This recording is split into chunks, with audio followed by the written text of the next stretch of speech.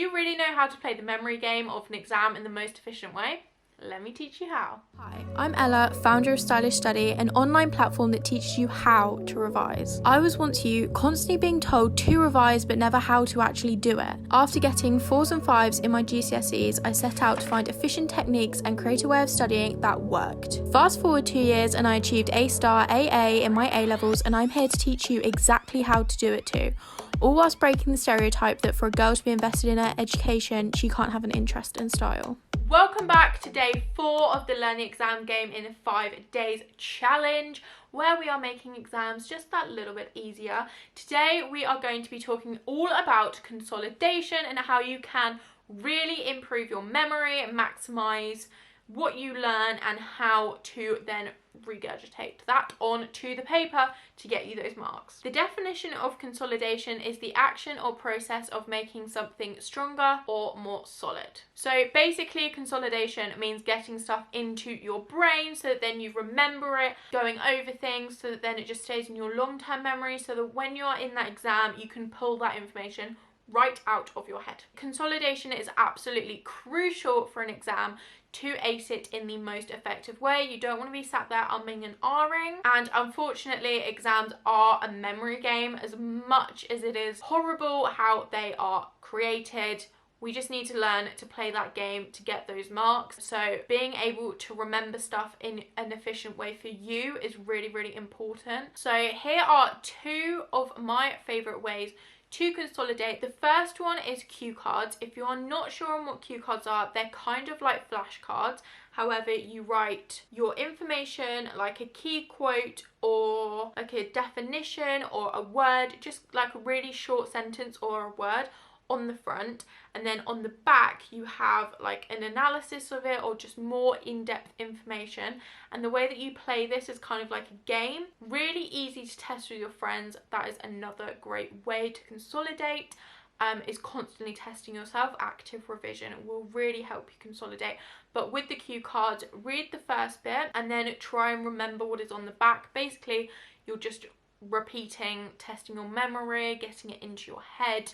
But I love a cue card. That is the most effective way that I find when I have an exam, especially for things like science. If you need to remember an exact equation or you need to remember an exact phrasing of something, a cue card is a great way to do it. So another way that I absolutely love to consolidate, and you've probably heard me say this about a million times, is the Cornell Method. I find this so helpful, so easy, just amazing. If you haven't got exams coming up super soon, I would definitely recommend you do this throughout the whole year with all of your notes. However, if you've got exams coming up super soon, I would recommend that you pick out those key notes that you have made and then turn them into Cornell notes as well. The way to create Cornell notes, I've got loads of videos of this on my Instagram and TikTok. However, I'm going to quickly run you through how to do it now. So the way to create a Cornell page is literally so simple. You just draw 2 lines.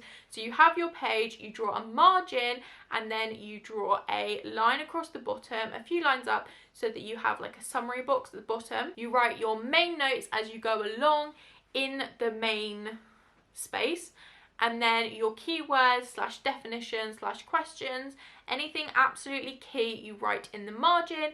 And then once you have completed the page, you write your summary at the bottom, just quickly summarizing the whole page in 1 or 2 sentences. The reason why the Cornell Method is so effective is because you have to think about it as you go along.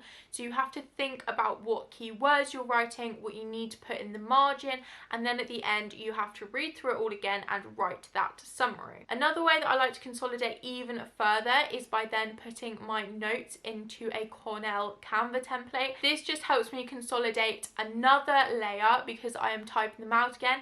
It's slightly time consuming, however, once it's typed up, you can then just copy and paste it, make loads and loads of other revision resources with that. And it also goes into your brain another whole time because you have to read everything and retype it. And if you are looking for some good Canva templates that are in a Cornell Method that are super visually pleasing, you get another 2 templates with as well, and an elements page. Be sure to hit the link in the description down below and you can check out my templates that I have published. These are the exact ones that I used, that my teachers praised me for and that helped me boost my grades, that I've make them a bit cute for you guys. I really think they're an absolute great way to consolidate. But if you prefer doing on paper, then that is fine, but just use the Cornell method. I can't scream it enough. It will really help you. I get so many people saying how much they hate it, but if you just give it a go and you see the actual results that you get from it, life-changing. So those were the tips and steps that I'm going to share with you today. I really hope you enjoyed this video. If you did, remember to give it a thumbs up.